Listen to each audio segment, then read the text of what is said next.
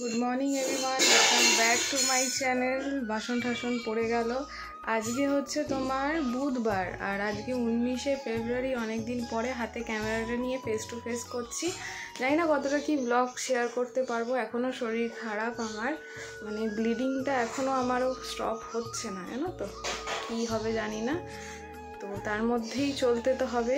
ছেলের ভ্যাকসিনেশনের জন্য ফেব্রুয়ারি মাসে আমাকে কলকাতায় আসতেই হতো, তো অসুস্থ হয়ে আমি আসলাম কলকাতায়। আর তাছাড়া হচ্ছে ভ্যাকসিনের আগে পাস পোলিও যেইটা হয় সেটা বছরে একবার এখন হয়, ওইটা খাওয়ানোর ডেটও পড়ে গেছে, ওটা জানতাম না। ইউটিউবে হাঁপিয়ে যাচ্ছি। ইউটিউবেই এক সহকর্মী বলতে পারো আমাদের, তার ভিডিও থ্রুতেই আমি জানতে পেরেছি, সেটা শর্টে তোমাদের সাথে শেয়ারও করেছিলাম। তো এখন 11টা মোটামুটি বাজতে যায়, যাব জুনিয়রকে নিয়ে। তো চলো সঙ্গে থাকো, দেখতে থাকো। এই যে কালকে এই ভদ্রলোক বাড়িতে তো চলে গেছিলো আমাদেরকে দিয়ে, আমি যেহেতু ব্লগ করছি না, উনি আবার এসছেন কারণ হচ্ছে এখানে কলকাতায় কাজের ব্যাপারেই দরকার রয়েছে, ইন্টারভিউর ব্যাপারেই, সেই কারণে। আর এই যে এখন আমরা যাচ্ছি, গিয়ে পোলিওটা খেয়ে নেব। মানে আমরা খাবো না, এই খাবে, এই যে বক বক বক বক মাস্টার খাবে। তো ওই যে আমাদের সেন্টার, ওখানে পোলিও খাওয়ানো কমপ্লিট হয়ে গেছে, আর জুনিয়র দৌড়ে পড়ে একদম পার্কে ঢুকে পড়েছে। ঠিক আছে, এবার ডাকলিং হচ্ছে, তারপরে তোমার এই হচ্ছে ওই হচ্ছে, এখন এই চলছে। আওয়াজ দিচ্ছে না। এই যে জুনিয়রের এই যে পোলিও খাওয়ার সিম্বল, ভোট দিয়েছে জুনিয়র। আর এখন ওই সোজা সেন্টারের ওইখান থেকে চলে এলো এই ডাকলিং আর হর্সের কাছে। অনেক বছর, মানে অনেক মাস পরে এলো, আর আমার তো ভালো লাগছে না এখন। এখন হচ্ছে বাড়ি যাই। এবার এখান থেকে তো উনি 5 মিনিট না ঘুরে, 10 মিনিট না ঘুরে যাবে না, এখন চলবে। তোমরা দেখতেই পাচ্ছ যে কীরকম অবস্থার মধ্যে রয়েছি। তোমরা সবাই মিলে যদি সাপোর্ট না করো তাহলে খুবই কষ্টকর হয়ে দাঁড়াচ্ছে আস্তে আস্তে। আমরা তো আমাদের, মানে আমি তো এই মুহূর্তে কিছু পারছি না, ওনার তরফ থেকে উনি যতটা সম্ভব চেষ্টা আমরা চালাচ্ছি, কিন্তু তোমরা আমার সাথে না থাকলে কিছুই হবে না, বুঝতে পারছো। আর এই যে খোলা আকাশে একটুখানি দম নেওয়ার চেষ্টা, বলতে তোমরা আমাকে সাপোর্ট করো, মানে আমাদেরকে সাপোর্ট করো, যাতে জুনিয়র ভালো থাকে, আমি ভালো থাকি, বড়মশাই ভালো থাকে, এবং আমার শাশুড়ি মা সবাই যাতে ঠিকঠাক আমরা থাকতে পারি, কারণ একটা ছন্ন ছাড়া ব্যাপার হয়ে গেছে, বুঝতেই পারছি। তো আর কিছু বলার নেই, যাবো এখন বাড়ির দিকে। আর মেঘলা মেঘলা হচ্ছে, আবার হালকা রোদ দিচ্ছে। তো আজকে এই কাজটা হলো, এবারে জুনিয়রের যে সেকেন্ড কাজটা আছে, মানে ভ্যাকসিনেশনের, ওটা তো খরচা তোমার প্রায় 1800 টাকার মতন। ওই টাকাটাও কিভাবে জোগাড় হবে বুঝতে পারছি না, কিন্তু করতে তো হবে, কি করব দেখা যাক।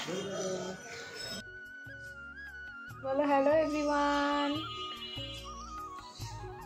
লজ্জা পেয়ে গেল। আজকে হচ্ছে বৃহস্পতিবার, এখন হয়েছে সন্ধ্যে 6টা বাজে। কালকে আর ভিডিও কিছু করতে পারিনি, কারণ আমার আবার যেই প্রবলেমটা স্টপ হয়েছিল আবার শুরু হয়ে গেছে। মা বলছে আজ চোখ মুখ শুকনো লাগছে, হবেই তো, ওরকম ব্লিডিং হলে তো হবেই, শুকনো তো লাগবেই। আজকে ডাক্তার অন্য দেখাতে যেতে হবে, কারণ ব্যথাও করছে, জানি না কিডনির এই স্টোনটার জন্য কি না, ভালো লাগছে না। আর জুনিয়রের তো তোমার কালকে তো পোলিওটা খাওয়ানো হলো, আজকে ভেবেছিলাম ওকে নিয়ে যাব ভ্যাকসিনেশন করাতে। থাক আজকের দিনটা, এমনিতেই আজকে আমাদের এখানে খুব বৃষ্টি হয়েছে, আসানসোলেও শুনলাম বৃষ্টি হয়েছে। শাশুড়িমাকে ফোন করেছিলাম, ওখানে ভোরের দিকে বৃষ্টি হয়েছে, কিন্তু এখানে তোমার সকাল, মানে এমনি বেলার দিকের থেকে শুরু করে দুপুরবেলা অবধি হয়েছে। বাবাটা ধরে না, অ্যালেক্সা কথা বলবে না তাহলে। আর এই হয়েছে ব্যাপার। বর্মশেরও আমাদের ব্যথা করছে, কারণ 6টার সময় বেরিয়েছিল যেই পার্ট টাইমের ব্যাপারটা করার জন্য। মোবাইল ছুঁড়ে ফেলে। ছেলেটা না সত্যি সত্যি বাবারে, আমি পাচ্ছি না দৌড়াতে, আর এ মানে কী যে করছে একটা, ওই জন্য ভিডিও করতে পারছি না, মানে ভিডিও করবো কি ইচ্ছেই করছে না আমার ভিডিও করতে। ব্যথা বেদনা শরীরে থাকলে আর ভাল লাগে। ভাবছি একটু লাইভে আসি, খুব বোরিং ফিল লাগছে, দেখি কেউ যদি আসে। আর ডাক্তারের কাছেও তো যেতেই হবে, টেনশন লাগে কী বলবে, যখন কমছে না তখন তো যেতেই হবে। কী অবস্থা হলো কে জানে আমার।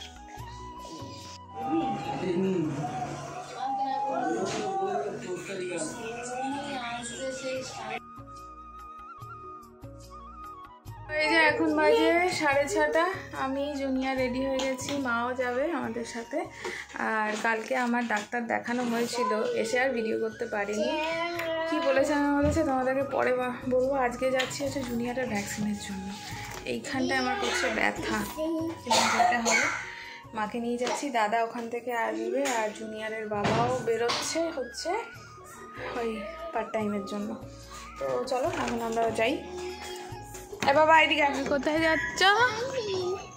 আমি যাচ্ছি রাইডে। টাটা। আচ্ছা একটু নিয়ে নাও।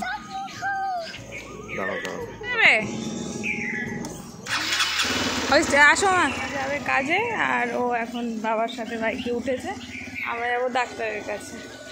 তাই বললাম রিক্সা স্ট্যান্ড অবধি আগিয়ে দাও, তারপরে আমরা যাচ্ছি আস্তে আস্তে হেঁটে। কারণ পার্ট টাইমটা না করলেও তো হবে না, ওই জন্যই আসা আরও কলকাতায়। তাহলে চেম্বারে চলে এসেছি, জুনিয়ার একা একাই যাচ্ছে, কিন্তু ভয় পাচ্ছে, যাবে না একটা ভাব। এখানে শু খুলতে হবে, ওপেন করতে হবে শু। দুটো ভ্যাকসিন মিলিয়ে লাগবে হচ্ছে আজকে 2300 টাকা। আর জুনিয়রের বাবা যদি পার্ট টাইমটা না করে তাহলে কিন্তু হবে না। তো এইভাবেই চালাতে হচ্ছে আমাদের দিনগুলো। তো ভ্যাকসিন দিয়ে আমরা অনেকক্ষণই বাড়িতে চলে এসেছি। ওই মুহূর্তে ভ্যাকসিন দেওয়ার সময় যা কান্নাকাটি হয়েছে আর তোমাদের সাথে শেয়ার করে উঠতে পারিনি। ওখানে মা, আমি, দাদা তিনজনেই ছিলাম। তো যাই হোক, আর তোমাদেরকে এখন আমি এইটাই ভিডিওটায় বলছিলাম যে আমার সাথে কি হচ্ছে জানো তো। আমি যখনই কোনো ভিডিও দিচ্ছি বা কিছু করছি, সেগুলো নিয়ে এত জল্পনা কল্পনা সমালোচনা হচ্ছে। আমি যে আমার ডেইলি লাইফস্টাইল ব্লগটা শেয়ার করছি তোমাদের সাথে, আমার এখন লাইফের পরিস্থিতি যেমন, সেটা যতটা সম্ভব একটু প্রাইভেসি রেখে যতটা সম্ভব ডিসক্লোজ করছি, নাহলে তোমরাও বুঝতে পারবে না। কারণ এই মুহূর্তে আমার তোমাদের সাপোর্টের প্রচণ্ড পরিমাণে দরকার। আমি যদি বিরিয়ানি না খেয়ে বলি আমি তোমাদেরকে বিরিয়ানি খেয়েছি, তাহলে ব্যাপারটা কেমন হয় বলো তো। তো আমি এখন যেটা করছি সেটাই তোমাদের সাথে যতটা সম্ভব তুলে ধরছি, সেটা ছাড়ো। যাই হোক, ডাক্তার আমাকে কিন্তু এখন অনেক সাবধানে থাকতে বলেছে। তোমাদের সাথে নেক্সট ভিডিওতে অবশ্যই শেয়ার করবো। এই ভিডিওতে মেবি সম্ভব করা হবে না। এইটুকু বলে রাখি, আমাকে মেডিসিনের ডক্টর সার্জেন রেফার করেছিল, কিন্তু সার্জেন না দেখিয়ে আমরা অন্য একজনকে প্রফেসরকে দেখিয়েছি। উনি কী বলেছেন আর বলেছে কি বৃত্তান্ত পরের ভিডিওতে অবশ্যই জানাবো তোমাদেরকে। আর দ্বিতীয় কথা, জুনিয়রের আজকে একটা ভ্যাকসিন হওয়ার কথা ছিল, কিন্তু দুটো ভ্যাকসিন দেওয়া হয়েছে। কারণ আজকাল গলায় যেটা টনসিল বা যে বাবস যেটাকে বলে, সেটা মানে অধিক মাত্রায় হচ্ছে। ভ্যাকসিনটা দিলে বাচ্চারা হয়তো কম কষ্ট পায়। তো ভ্যাকসিনের জন্য জুনিয়রের বাবা কখনোই কম্প্রোমাইজ করে না। আমরা যে কোনো প্রকারে পারি মানে করতে চাই যাতে জুনিয়র ভালো থাকুক। আর সে কারণেই কিন্তু আমাদের দুজনের এত পরিশ্রম করা। জুনিয়রের বাবাও করছে, আমিও যতটা সম্ভব এই শরীর খারাপ নিয়ে করার চেষ্টা করছি। আগামী দিনগুলো যাতে আমাদের ভালো হয়, এটাই তোমরা আমাদেরকে আশীর্বাদ করবে। অনেকে মনে করে সোশ্যাল মিডিয়ায় আমি আমার ডেলি লাইফস্টাইল ব্লগ দেখাচ্ছি, আমার ভালোগুলোকে হয়তো কুনজর লেগে যায়। সেটা কি তোমাদের কোনো জায়গায় মনে হয়? আমার তো মনে হয় না ডেলি লাইফস্টাইল ব্লগ করি বলে কি আমি এত পাপ করে ফেলি। আমাকে জানো তো প্রচুর কথা শুনতে হয়, আর মানুষের এই কথাগুলোই আমাকে আরও ডিপ্রেশনে ফেলে দেয়। কিন্তু এই ইউটিউব থেকে আমি অনেক ভালোবাসা অর্জন করেছি। তো জানি না পরবর্তী দিনগুলো কেমন বা কী হতে চলেছে।